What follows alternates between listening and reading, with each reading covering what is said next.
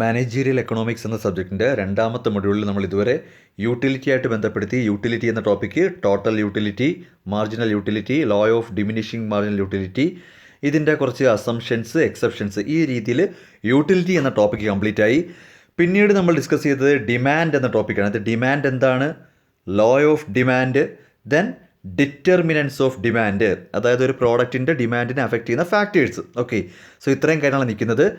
ഈ ടോപ്പിക്കിൽ നിന്നും ലോ ഓഫ് ഡിമാൻഡ് ഞാൻ ജസ്റ്റ് ഒന്നും കൂടെ ഒന്ന് മെൻഷൻ ചെയ്യുവാണ്. ലോ ഓഫ് ഡിമാൻഡ് എന്ന് പറയുന്നത് ഡിമാൻഡും പ്രൈസും തമ്മിലുള്ള റിലേഷൻഷിപ്പാണ്.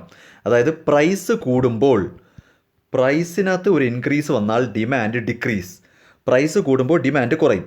എന്നാൽ പ്രൈസ് കുറഞ്ഞാലോ, പ്രൈസ് കുറയുമ്പോൾ ഡിമാൻഡ് കൂടും. ഈ ഒരു ഇൻവേഴ്സ് റിലേഷൻഷിപ്പ്, ഈ ഒരു ഇൻവേഴ്സ് റിലേഷൻഷിപ്പിനെയാണ് ശരിക്കും നമ്മൾ ലോ ഓഫ് ഡിമാൻഡ് എന്ന് പറയുന്നത്. ഈ ലോ ഓഫ് ഡിമാൻഡിൽ നമ്മളിങ്ങനെ പറയുന്ന കേസ്, നമ്മളൊരു എക്സാമ്പിൾ അടക്കം ഏതെങ്കിലും ഒരു പ്രോഡക്റ്റിൻ്റെ പ്രൈസ് കുറയുമ്പോൾ അതിൻ്റെ ഡിമാൻഡ് കൂടുന്നതായിട്ടും, അല്ലെങ്കിൽ തിരിച്ചും പറയാം, പ്രോഡക്റ്റിൻ്റെ പ്രൈസ് കൂടുമ്പോൾ ഡിമാൻഡ് കുറയുന്നത് പോലെ തന്നെ പ്രൈസ് കുറയുമ്പോൾ ഡിമാൻഡ് കൂടുന്നു, തിരിച്ചും മറിച്ചും പറയാം. ഏതെങ്കിലും ഒരു പ്രോഡക്റ്റിനെ എക്സാമ്പിൾ വെച്ചുകൊണ്ട് അത് നമ്മളിങ്ങനെ ഒരു ടേബിൾ ആക്കുന്നത് വിചാരിക്കുക. നിങ്ങളിപ്പോൾ ഈ ടേബിൾ മാത്രം നോക്കിയാൽ മതി. ഈ ടേബിളിലോട്ട് നോക്കിയേ, ഇവിടെ ആപ്പിളിൻ്റെ കേസാണ് പറയുന്നത്. ഓക്കെ, സോ ഇവിടെ പറയുന്നത് ഫസ്റ്റ് കോളത്തിൽ ആപ്പിളിൻ്റെ പ്രൈസാണ്, നമുക്ക് 1 കിലോഗ്രാം ആപ്പിളിൻ്റെ പ്രൈസാണ് പറയുന്നത്. സെക്കൻഡ് കോളത്തിൽ ആ പ്രൈസ്, 1 കിലോഗ്രാം ആപ്പിളിന് എത്ര രൂപയാണെന്നുള്ളത് ഫസ്റ്റ് കോളത്തിൽ പറയുന്നുണ്ട്.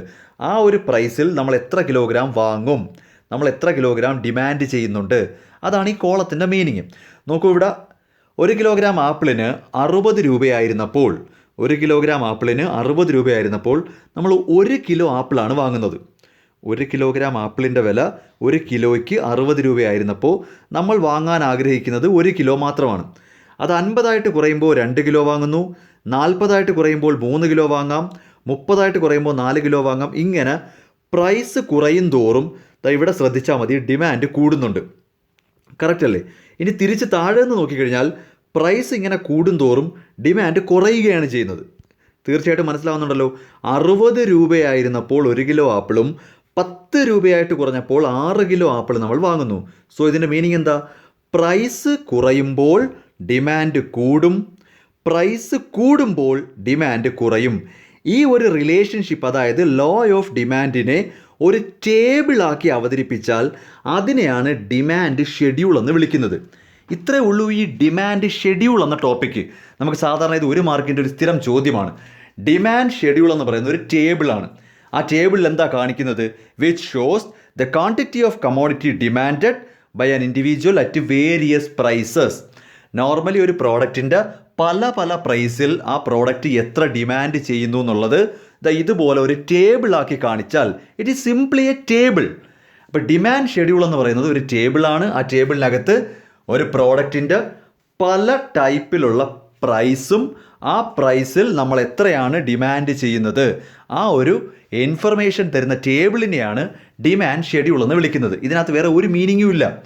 ലോ ഓഫ് ഡിമാൻഡിനെ ഒരു ടേബിളാക്കി ചിത്രീകരിക്കുന്നു. അപ്പോൾ ഇത് വേണമെങ്കിൽ 1 മാർക്കിന് പ്രതീക്ഷിക്കാം. What do you mean by demand schedule? അപ്പോൾ ഇത്രയേ ഉള്ളൂ. ഡിമാൻഡ് ഷെഡ്യൂൾ എന്ന് പറഞ്ഞാൽ ഒരു ടേബിൾ ആക്കുക. ആ ടേബിളിനകത്ത് എന്താ ഉള്ളത്? ഒരു പ്രോഡക്റ്റിൻ്റെ കുറേ പ്രൈസും ആ ഓരോ പ്രൈസിലും നമ്മൾ എന്ത് ഡിമാൻഡ് ചെയ്യുന്നു എന്നതുമാണ് ഈ പറയുന്ന ഡിമാൻഡ് ഷെഡ്യൂൾ. ഇനി ഈ ഡിമാൻഡ് ഷെഡ്യൂളിനെ, ഇതിപ്പോൾ ഒരു ടേബിൾ അല്ലേ, ഈ ഡിമാൻഡ് ഷെഡ്യൂളിനെ നമുക്കൊരു കർവ് ആക്കാം, ഒരു ഗ്രാഫ് ആക്കി മാറ്റാൻ പറ്റും.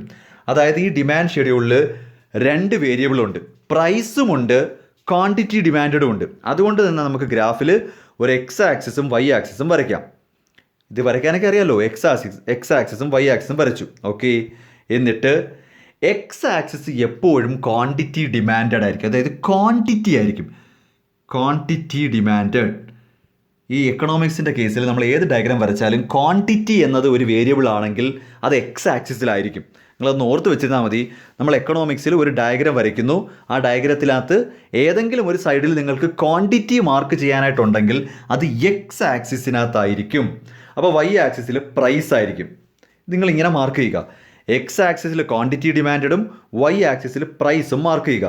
എന്നിട്ട് ആദ്യം പ്രൈസ് നോക്കിയേ, പ്രൈസ് 10 തൊട്ട് 60 വരെ. അപ്പോൾ വൈ ആക്സിസിൽ 10 തൊട്ട് 60 വരെ മാർക്ക് ചെയ്യുക. ഓക്കെ, ഇങ്ങനെയാണ് വരയ്ക്കുന്നത്.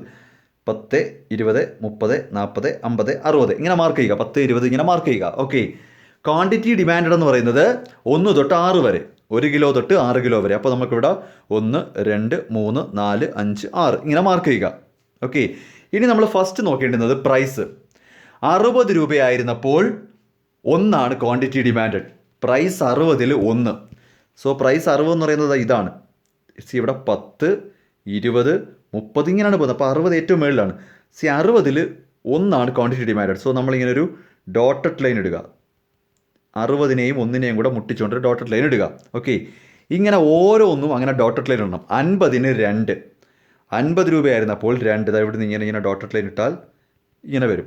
40-ന് ഇങ്ങനെ വരും. ഓക്കെ, സോ ഓരോ ക്വാണ്ടിറ്റി ഡിമാൻഡിൻ്റെ നേർക്കായിട്ട് ഇങ്ങനെ ഡോട്ടഡ് ലൈൻ ഇട്ട് കഴിഞ്ഞാൽ ഈ എഡ്ജുകൾ ഇങ്ങനെ മുട്ടിച്ചത് ഈ രീതിയിൽ വരും. ഇതാണ് ഡിമാൻഡ് കർവ്. നിങ്ങൾ വരച്ച് നോക്കിയാൽ കറക്റ്റ് സ്ട്രൈറ്റ് ലൈൻ തന്നെ കിട്ടും. ഓക്കെ, ജസ്റ്റ് ലൈക്ക് ഇതിൻ്റെ ഒറിജിനൽ ഞാൻ കാണിച്ചു തരാം. ഇങ്ങനെ വരും. ഇവിടെ 60 രൂപയായിരുന്നപ്പോൾ 1 quantity, 50 രൂപയായിരുന്നപ്പോൾ 2 quantity, 40 രൂപയായിരുന്നപ്പോൾ 3 quantity, 30 രൂപയായിരുന്നപ്പോൾ 4 quantity, 20 രൂപയായപ്പോൾ 5 quantity, 10 രൂപയായപ്പോൾ 6 quantity എന്നിങ്ങനെ മാർക്ക് ചെയ്തിട്ട് ആ ഡോട്ടഡ് ലൈനിൻ്റെ എഡ്ജുകൾ ജസ്റ്റ് ഈ എഡ്ജുകൾ ചേർത്ത് വരയ്ക്കാമെന്നുണ്ടെങ്കിൽ ഈ പറയുന്ന ഒരു സ്ലോപ്പിനെയാണ് ഡിമാൻഡ് കർവ് എന്ന് പറയുന്നത്. മിക്കവാറും ചോദ്യം 2 മാർക്കിന് what is demand schedule and demand curve എന്നായിരിക്കും. അപ്പം നിങ്ങൾ ഇത്ര മാത്രം ഓർക്കുക. ഡിമാൻഡ് ഷെഡ്യൂൾ എന്ന് പറയുന്നത് ഡിമാൻഡ് ഷെഡ്യൂൾ എന്ന് പറയുന്നത് ഒരു ടേബിളാണ്. ആ ടേബിളിൽ ഏതെങ്കിലും ഒരു പർട്ടിക്കുലർ പ്രോഡക്റ്റിൻ്റെ ഡിഫറൻറ്റ് പ്രൈസസും ആ പ്രൈസിൽ എന്ത് ഡിമാൻഡ് ചെയ്യുന്നു എന്നും കാണിക്കും. ഇപ്പോൾ ഈ കാണുന്ന പോലെ ഇതേ ഡയഗ്രാം ഈ ടേബിളിനെ ഡയഗ്രാം ആക്കുക. അതായത് ഡയഗ്രമാറ്റിക്കൽ റെപ്രസെൻറ്റേഷൻ അല്ലെങ്കിൽ ഗ്രാഫിക്കൽ റെപ്രസെൻറ്റേഷൻ. അപ്പോൾ ഡിമാൻഡ് കർവ് എന്ന് പറയുന്നത് ഡിമാൻഡ് ഷെഡ്യൂളിൻ്റെ ഒരു ഗ്രാഫാണ്. So demand curve is a graphical representation of demand schedule. നമ്മുടെ ആ ടേബിളിനെ നിങ്ങളിങ്ങനെ ഒരു ഗ്രാഫാക്കി എക്സ് ആക്സിസും വൈ ആക്സിസും വെച്ച് ഒരു ഗ്രാഫാക്കി മാറ്റി വരയ്ക്കുന്നതിനെയാണ് ഡിമാൻഡ് കർവ് എന്ന് വിളിക്കുന്നത്. അപ്പോൾ ഇത് വേണമെങ്കിൽ 2 മാർക്കിന് ചോദിക്കാവുന്നൊരു ചോദ്യമാണ്. സിമ്പിളാണ്. നമ്മുടെ ലോ ഓഫ് ഡിമാൻഡിനെ ഒരു ടേബിളായിട്ട് പ്രസൻറ്റ് ചെയ്യുന്നു, ഒരു ഡയഗ്രമായിട്ട് പ്രസൻറ്റ് ചെയ്യുന്നു. അതാണ് ഡിമാൻഡ് ഷെഡ്യൂളും ഡിമാൻഡ് കർവും. ഓക്കെ, സോ അപ്പോൾ ലോ ഓഫ് ഡിമാൻഡ് എന്ന് പറയുന്നത് തീർച്ചയായിട്ടും പ്രൈസ് കൂടുമ്പോൾ ഡിമാൻഡ് കുറയുമെന്നും പ്രൈസ് കുറയുമ്പോൾ തിരിച്ചും പറയാം, പ്രൈസ് കുറയുമ്പോൾ ഡിമാൻഡ് കൂടും. ഇതാണ് നമ്മൾ ലോ ഓഫ് ഡിമാൻഡ് എന്ന് പറയുന്നത്. ഈ പറയുന്ന ലോയെ നിങ്ങൾ ടേബിളിലാക്കിയാൽ ഡിമാൻഡ് ഷെഡ്യൂളായി, അതിനെ ഒരു കർവാക്കി ഒരു ഡയഗ്രാം ആക്കിയാൽ ഡിമാൻഡ് കർവായി. ഓക്കെ, ഇത്രയൊക്കെയാണ്. ഇതൊരു 2 മാർക്ക് അല്ലെങ്കിൽ 1 മാർക്കിൻ്റെ ചോദ്യമായിട്ട് പ്രതീക്ഷിക്കാം. ഇനി നെക്സ്റ്റ് ഒരു ചോദ്യം എന്ന് പറയുന്നത് അല്ലെങ്കിൽ നെക്സ്റ്റ് ഒരു ടോപ്പിക് എന്ന് പറയുന്നത് ഇതിൻ്റെ കണ്ടിന്യൂവേഷനാണ്.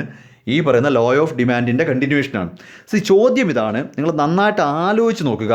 ഫസ്റ്റ് ഓഫ് ഓൾ കേൾക്കുമ്പോൾ ഈ ചോദ്യത്തിന് എന്ത് പ്രസക്തി, ഞാൻ ചോദ്യം അങ്ങ് ചോദിക്കുകയാണ്. അതായത് അങ്ങനെ തോന്നുന്ന ഒരു ചോദ്യമാണ്. ഓക്കെ, ഫസ്റ്റ് നമുക്ക് തോന്നും ഇങ്ങനൊരു ചോദ്യത്തിൻ്റെ പോലും ആവശ്യമില്ല, ഇതൊരു മണ്ടൻ ചോദ്യമായിരിക്കാം.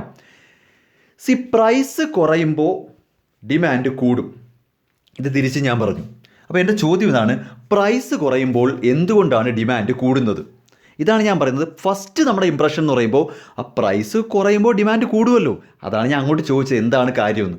അത് നമ്മൾ പ്രൈസ് കുറയുമ്പോൾ നമ്മൾ കൂടുതൽ ഡിമാൻഡ് ചെയ്യും. ഇത് തന്നെ വീണ്ടും വീണ്ടും പറഞ്ഞുകൊണ്ടിരിക്കേണ്ട. എന്തുകൊണ്ടാണ് പ്രൈസ് കുറയുമ്പോൾ കൂടുതൽ ഡിമാൻഡ് ചെയ്യുന്നത്?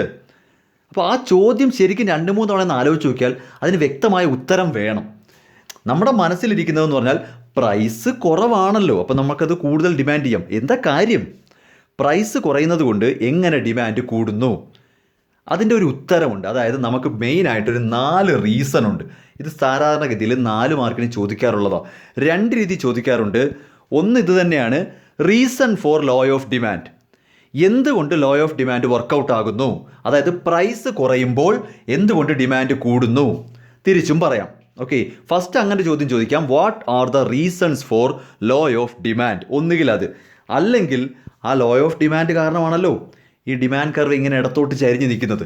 ലോ ഓഫ് ഡിമാൻഡ് കറക്റ്റായിട്ട് വർക്ക് ചെയ്യുന്നുണ്ടല്ലേ ഇത് മുകളിൽ നിന്ന് താഴേക്ക് ഇടത്തോട്ട് ചരിഞ്ഞ് നിൽക്കുന്നത്. അല്ലെങ്കിൽ ചോദ്യം അങ്ങനെയാവാം. ഈ 2 രീതിയിലും ചോദിക്കാം. ഒന്നുകിൽ reason for law of demand, അല്ലെങ്കിൽ sloping of demand curve from left to right. Why the demand curve shift from left to right? Demand curve ഇടത്തു നിന്ന് വലത്തേക്ക് ചരിഞ്ഞു വരാനുള്ള കാരണം എന്ത്? അഥവാ ലോ ഓഫ് ഡിമാൻഡ് എങ്ങനെയാണ് വർക്കൗട്ട് ആകുന്നത്? ഇതൊരു നല്ല ജെനുവിൻ ചോദ്യമാണ്. ഫസ്റ്റ് നമ്മുടെ ഇംപ്രഷൻ ഞാൻ പറഞ്ഞല്ലോ, അത് പ്രൈസ് കുറയുമ്പോൾ ഡിമാൻഡ് കൂടുന്നതിൻ്റെ കാരണം ശരിക്കും ഒരു എക്കണോമിക്സിൽ ഒരു പ്രധാനമായിട്ടൊരു 4 കാരണം പറയുന്നുണ്ട്. നിങ്ങൾ ആ 4 കാരണം തന്നെ പഠിച്ചു വെക്കണം. എന്തുകൊണ്ട് പ്രൈസ് കുറയുമ്പോൾ ഡിമാൻഡ് കൂടുന്നു? Reason number 1, law of diminishing marginal utility work out ആവും. അതെങ്ങനെയാണെന്ന് പറഞ്ഞുതരാം. ഈ law of diminishing marginal utility എന്ന് പറഞ്ഞാൽ എന്താണെന്ന് നമുക്കറിയാം. When a person consumes more and more unit of the same commodity, the satisfaction derived from each additional unit will be less and less എന്നാണ് പഠിച്ചിരിക്കുന്നത്. നമ്മൾ ഉപയോഗിക്കും തോറും, ഒരേ കാര്യം ഉപയോഗിക്കും തോറും ബോറടിക്കും. നമ്മൾ ആ പ്രോഡക്റ്റ് പിന്നീട് വേണ്ടെന്ന് വെക്കും. ഇതാണല്ലോ ഒരു നോർമൽ രീതി. നമ്മളൊരു പ്രോഡക്റ്റ് ഉപയോഗിച്ച് അത് മാർക്കറ്റിൽ ആ പ്രോഡക്റ്റ് എത്തിയിട്ട് കുറേ കാലമായി. ഒരു പ്രോഡക്റ്റ് മാർക്കറ്റിലെത്തി ആളുകൾ ഉപയോഗിച്ച് തുടങ്ങിയിട്ട് കുറേ കാലമായി. ഓട്ടോമാറ്റിക്കലി കൺസ്യൂമേഴ്സിന് ബോറടിച്ച് തുടങ്ങുമ്പോൾ പിന്നെയും നമ്മളത് പോയി വാങ്ങണമെങ്കിൽ അതിൻ്റെ പ്രൈസ് കുറയണം. ഞാൻ പറഞ്ഞാൽ മനസ്സിലായോ? വർഷങ്ങളായിട്ട് ഇത് തന്നെ ഉപയോഗിക്കുന്നത്, ഇനിയും അത് ഉപയോഗിക്കണമെങ്കിൽ, അതായത് ബോറടിക്കുന്നത് നമുക്ക് ഓക്കെ, മടുപ്പ് തോന്നി തുടങ്ങി, എന്നിട്ടും നമ്മളത് വാങ്ങണമെങ്കിൽ ആ പ്രോഡക്റ്റിൻ്റെ പ്രൈസ് കുറച്ച് കുറയുന്നതായിട്ട് തോന്നണം. പ്രൈസ് ഒരല്പം കുറയാമെന്നുണ്ടെങ്കിൽ തീർച്ചയായിട്ടും നമുക്ക് വീണ്ടും വാങ്ങാൻ പറ്റും. ഒരു പ്രോഡക്റ്റിൻ്റെ പ്രൈസ് കുറയുമ്പോൾ ഓക്കെ, ആവർത്തനമാണ്, ഇനിയിപ്പോൾ പുതിയതൊന്നും വാങ്ങാൻ ചിന്തിക്കേണ്ട, കാര്യം പ്രൈസ് കുറഞ്ഞല്ലോ. ഈ പ്രൈസ് കുറഞ്ഞു എന്ന കാരണം കൊണ്ട് നമ്മൾ ആ കൺസംഷൻ കണ്ടിന്യൂ ചെയ്യും. അങ്ങനെ ഡിമാൻഡ് കൂടാം. മനസ്സിലാവുന്നല്ലോ? അപ്പോൾ ആ രീതിയിൽ പ്രൈസ് കുറച്ചാലേ അവിടെ ഡിമാൻഡ് വരത്തുള്ളൂ. Law of diminishing marginal utility work out ആകുമ്പോൾ നിങ്ങൾ ചിന്തിക്കുക, ഇപ്പോൾ ഒരു പേന തന്നെ ആയിക്കോട്ടെ, മാർക്കറ്റിലെത്തിയിട്ട് കുറേ കാലമായി. ഒരു പേന മാർക്കറ്റിൽ കുറേ കാലം, അപ്പോൾ ആൾക്കാരത് വാങ്ങുന്നുണ്ട്, പക്ഷേ അത് വാങ്ങി ഉപയോഗിച്ച് ആൾക്കാർക്ക് അതിനൊരു മടുപ്പ് തോന്നി തുടങ്ങി. ആ സമയത്താണ് അവർ ആ പേനയ്ക്ക് 2 രൂപ കുറയ്ക്കുന്നത്. അപ്പോൾ ആൾക്കാർക്ക് സന്തോഷമായി, 2 രൂപ കുറഞ്ഞല്ലോ, ഇനിയിപ്പോൾ വീണ്ടും കുറേ നാളുകൊണ്ട് ഇത് തന്നെ വാങ്ങാം. പ്രൈസ് കുറഞ്ഞപ്പോൾ ഡിമാൻഡ് കൂടി. Because law of diminishing marginal utility work out ആകുമ്പോഴത്തേക്ക് അവൻ ഒരു പ്രൈസ് അങ്ങ് കുറയ്ക്കും. അതാണ് ഈ പറയുന്ന effect of law of diminishing marginal utility. ഇവിടെ ഇത്രേ ഓർക്കാനുള്ളൂ, ഈ ലോ വർക്കൗട്ട് ആവാതെ നോക്കണം. ഈ ലോ വർക്കൗട്ട് ആവാതെ നോക്കാനുള്ള വഴി എന്ന് പറയുന്നത് പ്രൈസ് കുറയ്ക്കണം. ഓട്ടോമാറ്റിക്കലി നമ്മൾ വീണ്ടും ഡിമാൻഡ് ചെയ്യും. അതാണ് ഒന്നാമത്തെ കാരണം. ഓക്കെ. 2, പ്രൈസ് എഫക്റ്റ് എന്ന് പറയും. നിങ്ങൾ ഈ 4 എണ്ണം പഠിച്ചാൽ മതി, ഞാൻ ഈ പറഞ്ഞ 4 എണ്ണം പഠിച്ചാൽ മതി. Okay. 1, law of diminishing marginal യൂട്ടിലിറ്റിയുടെ effect. 2, price effect. Price effect എന്ന് പറഞ്ഞു കഴിഞ്ഞാൽ 2 രീതിയിൽ പറയാം. ഒരു പ്രോഡക്റ്റിൻ്റെ പ്രൈസ് കുറയുമ്പോൾ എക്സിസ്റ്റിംഗ് കസ്റ്റമേഴ്സ് അത് കൂടുതൽ വാങ്ങാൻ ആഗ്രഹിക്കും. ഇപ്പോൾ ഒരു പ്രോഡക്റ്റിൻ്റെ പ്രൈസ് കുറയുമ്പോൾ നമ്മൾ പറയും, വില കുറവാണല്ലേ, ഒരു കാര്യം ചെയ്യും, ഒരു 1.5 കിലോ എടുത്തോ. ഞാൻ 1 കിലോ വാങ്ങാൻ ചെന്നതാണ്. ഒരു പ്രോഡക്റ്റ് ഞാൻ 1 കിലോ വാങ്ങാനാണ് ചെന്നത്. അപ്പോഴാണ് അറിയുന്നത് വില നല്ല കുറവാണ്. എന്നാൽ പിന്നെ 1.5 കിലോ എടുത്തോ. അപ്പോൾ വാങ്ങുന്നവർ തന്നെ കൂടുതൽ വാങ്ങും. അതൊന്ന്. 2, ഇത് വാങ്ങാത്തവർ വീണ്ടും വന്ന് വാങ്ങും. ന്യൂ കസ്റ്റമേഴ്സും വരും.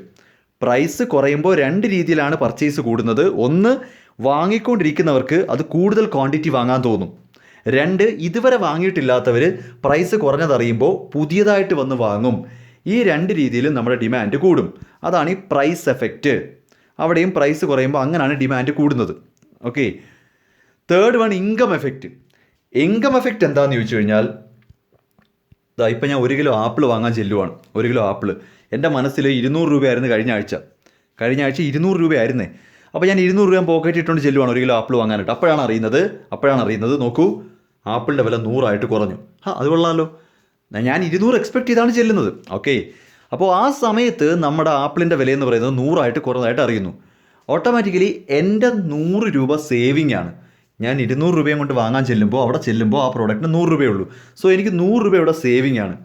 ഈ സേവിങ് അഥവാ ഈ ഇൻകം ഉപയോഗിച്ച് എനിക്ക് വീണ്ടും ഒന്നും കൂടെ പർച്ചേസ് ചെയ്യാം. അതാണ് ഈ ഇൻകം എഫക്റ്റ് എന്ന് പറയുന്നത്. എൻ്റെ കയ്യിലുള്ള ഇൻകം സേവിങ് ആയിട്ട്, അല്ലെങ്കിൽ എൻ്റെ ഇൻകം കൂടിയതായിട്ട് എനിക്ക് ഫീൽ ചെയ്യും. അതൊരു സൈക്കോളജിയാണ്. നമ്മൾ സാധാരണഗതിയിൽ വാങ്ങിക്കൊണ്ടിരുന്ന പ്രോഡക്റ്റിൻ്റെ പ്രൈസ് കുറയുമ്പോൾ ബാക്കിയുള്ള ഇൻകം നമ്മുടെ കയ്യിൽ ഇരിക്കും. നമ്മുടെ ഒരു ഫീലിംഗ് എന്ന് പറയുന്നത് നമ്മുടെ കയ്യിൽ ഇൻകം കൂടിയതായിട്ടാണ്, അഥവാ സേവിങ്സ് കൂടും. ഓട്ടോമാറ്റിക്കലി ആ സേവിങ്സ് ഉപയോഗിച്ച് അത് വീണ്ടും പർച്ചേസ് ചെയ്യാം. ഇതിനെയാണ് ഇൻകം എഫക്റ്റ് എന്ന് പറയുന്നത്. ഓക്കെ. Next, substitution effect. ഇത് നിങ്ങൾക്കറിയാവുന്ന കേസ് തന്നെയാണ്. ഏതെങ്കിലും ഒരു പ്രോഡക്റ്റിൻ്റെ സബ്സ്റ്റിറ്റ്യൂട്ടിൻ്റെ വില കുറയുകയാണെങ്കിൽ നമ്മളെല്ലാവരും കൂടെ ആ വില കുറഞ്ഞ സബ്സ്റ്റിറ്റ്യൂട്ടിലോട്ട് അങ്ങ് പോകും. ഇപ്പോൾ ചായയും കാപ്പിയും തന്നെ പറയാം. ചായയും കാപ്പിയും ഒരേ വിലയാണ്. 2-3 ദിവസം കഴിഞ്ഞപ്പോഴത്തേക്ക് കാണാം കാപ്പിക്ക് വില നന്നായിട്ട് കുറഞ്ഞു. ഓട്ടോമാറ്റിക്കലി നമ്മൾ എങ്ങോട്ട് ഷിഫ്റ്റ് ചെയ്യും? എല്ലാവരും കൂടെ ചായ കുടിക്കുന്നവരും എല്ലാവരും കൂടെ കാപ്പിയിലോട്ടങ്ങ് ഷിഫ്റ്റ് ചെയ്യും. അതാണ് ഈ സബ്സ്റ്റിറ്റ്യൂഷൻ എഫക്റ്റ്. ഈ രീതിയിലൊക്കെയാണ് പ്രൈസ് കുറയുമ്പോൾ നമുക്ക് ഡിമാൻഡ് കൂടുന്നതായിട്ട് കാണുന്നത്. അപ്പോൾ ഒന്നും കൂടെ ഒന്ന് ബ്രീഫ് ചെയ്ത് തന്നാൽ, ഇത് ചോദിക്കുക പരീക്ഷയ്ക്ക്, 4 മാർക്ക് ചോദ്യമാണ്. സിമ്പിളായിട്ട് ഇത്രയും അവർ ചോദിക്കുന്നുള്ളൂ. പ്രൈസും ഡിമാൻഡും തമ്മിലൊരു ബന്ധമുണ്ട്. ഓക്കെ, ബന്ധമുണ്ട്. എന്താണ് ആ ബന്ധം? പ്രൈസും ഡിമാൻഡും തമ്മിലുള്ള ബന്ധം ഇൻവേഴ്സ് റിലേഷൻഷിപ്പാണ്. പ്രൈസ് കൂടിയാൽ ഡിമാൻഡ് കുറയും, പ്രൈസ് കുറഞ്ഞാൽ ഡിമാൻഡ് കൂടും. എന്തുകൊണ്ട് അതങ്ങനെ സംഭവിക്കുന്നു? ഇതാണ് ചോദ്യം. എന്തുകൊണ്ടാണ് അങ്ങനെ സംഭവിക്കുന്നത്? റീസൺ നമ്പർ 1, നമ്മൾ ഒരു പ്രോഡക്റ്റ് വീണ്ടും വീണ്ടും വീണ്ടും വീണ്ടും വീണ്ടും വീണ്ടും വാങ്ങിക്കൊണ്ടിരിക്കുമ്പോൾ തീർച്ചയായിട്ടും നമ്മുടെ സാറ്റിസ്ഫാക്ഷൻ കുറഞ്ഞുകൊണ്ടേയിരിക്കും. നല്ല രീതിയിൽ സാറ്റിസ്ഫാക്ഷൻ കുറഞ്ഞു തുടങ്ങുന്ന ആ സിറ്റുവേഷനിൽ ആ പ്രോഡക്റ്റിൻ്റെ പ്രൈസ് ഒന്ന് കുറച്ചാൽ ചിലപ്പോൾ നമ്മൾ വീണ്ടും അത് തന്നെ വാങ്ങും. അതാണ് ഈ law of diminishing marginal utility effect. നമ്മുടെ സാറ്റിസ്ഫാക്ഷൻ ലെവൽ കീപ്പ് ചെയ്യാൻ നോക്കണം, വില കുറച്ച്. അപ്പോൾ ഓട്ടോമാറ്റിക്കലി ഡിമാൻഡ് അവിടെ നിൽക്കും. രണ്ടാമത്തത് പ്രൈസ് എഫക്റ്റ്. വില കുറയുമ്പോൾ നമ്മൾ തന്നെ കൂടുതൽ വാങ്ങും, അല്ലെങ്കിൽ ഇന്ന് വരെ വാങ്ങിയിട്ടില്ലാത്തവന്മാർ വന്ന് വാങ്ങുകയും ചെയ്യും. രണ്ടായാലും ഡിമാൻഡ് കൂടും. ഇൻകം എഫക്റ്റ് എന്ന് പറയുമ്പോൾ വില കുറഞ്ഞുമ്പോൾ ഓട്ടോമാറ്റിക്കലി നമ്മുടെ പോക്കറ്റിൽ സേവിങ്സ് വരും. മനസ്സിലായല്ലോ? ഇപ്പം 200 രൂപയ്ക്ക് 1 കിലോ ആപ്പിൾ, 200 രൂപയ്ക്ക് 1 കിലോ ആപ്പിൾ വാങ്ങാൻ പോയ ഞാൻ അവിടെ ചെല്ലുമ്പോഴാണ് അറിയുന്നത് 1 കിലോ ആപ്പിളിന് 100 രൂപയേ ഉള്ളൂ. ഓട്ടോമാറ്റിക്കലി 100 രൂപ എനിക്ക് സേവിങ് ആയി. എനിക്ക് ആ 100 രൂപ ഉപയോഗിച്ച് വീണ്ടും 1 കിലോ ആപ്പിൾ കൂടെ വാങ്ങാം. അപ്പോൾ 2 കിലോ ആവും. അതാണ് ഈ ഇൻകം എഫക്റ്റ്. എൻ്റെ കയ്യിൽ കൂടുതൽ ഇൻകം വന്നൊരു ഫീൽ വരും. ആറാമത്തെ അല്ലെങ്കിൽ നാലാമത്തെ, ഞാൻ പറഞ്ഞല്ലോ മെയിനായിട്ട് നിങ്ങൾ ഈ 4 എണ്ണം പഠിച്ചാൽ മതി. ഈ 4 എണ്ണത്തിൽ തന്നെയാണ് ഇത് 6 പോയിൻ്റ് എന്ന് പറയുന്നത്. ഈ 4 തന്നെ കിടന്ന് കറങ്ങുവാണ്. നിങ്ങൾ മെയിനായിട്ട് ഈ 4 എണ്ണം പഠിച്ചാൽ മതി. Substitution effect. സബ്സ്റ്റിറ്റ്യൂഷൻ എഫക്റ്റ് എന്ന് പറയുമ്പോൾ ടീ ഓർ കോഫിയുടെ കേസിൽ ഏത് പ്രോഡക്റ്റിനാണോ വില കുറയുന്നത് ആ പ്രോഡക്റ്റിലേക്ക് എല്ലാവരും കൂടെ അങ്ങ് ഷിഫ്റ്റ് ചെയ്യും. അതാണ് ഈ സബ്സ്റ്റിറ്റ്യൂഷൻ എഫക്റ്റ്. ഇങ്ങനെയൊക്കെയാണ് പ്രൈസും ഡിമാൻഡും തമ്മിലുള്ള ഈ റിലേഷൻഷിപ്പ് ഇങ്ങനെ കീപ്പ് ചെയ്ത് നിൽക്കുന്നത്. ഓക്കെ, അപ്പോൾ ഇന്നിപ്പം ഡിമാൻഡ് ഷെഡ്യൂളായി, ഡിമാൻഡ് കർവായി. പിന്നെ ഇതൊരു നല്ല ചോദ്യമാണ്. യൂണിവേഴ്സിറ്റിയിൽ നിങ്ങൾ ആവശ്യമില്ലാത്തതെന്ന് എഴുതി വെച്ചിട്ട് കാര്യം. അതുകൊണ്ടത് പറയുന്നത് reason for law of demand എന്നോ അല്ലെങ്കിൽ why demand curve shift from left to right, downward ഷിഫ്റ്റിൻ്റെ കാരണം എന്താണ്, ഇങ്ങനെ ഏതെങ്കിലും ഒന്ന് ചോദിക്കും. അങ്ങനെയാണെങ്കിൽ ഈ ഡിമിനിഷിങ് മാർജിനൽ യൂട്ടിലിറ്റിയും പ്രൈസ് എഫക്റ്റും ഇൻകം എഫക്റ്റും സബ്സ്റ്റിറ്റ്യൂഷൻ എഫക്റ്റും തന്നെ എഴുതണം. ഓക്കെ, അപ്പോൾ ഇത്രയും നിൽക്കട്ടെ ഈ ഒരു ക്ലാസ്സിലായിട്ട്. അപ്പോൾ നമ്മൾ ഡിമാൻഡിൽ എന്താണ് demand, law of demand, determinants of demand, demand schedule, demand curve, reasons for law of demand, ഇത്രയും ആയിട്ടുണ്ട്. വലിയൊരു മൊഡ്യൂളാണ്, കുറച്ചുണ്ട് ഇനിയും. ഓക്കെ, അപ്പോൾ ഇത്രയും കാര്യം നിൽക്കട്ടെ.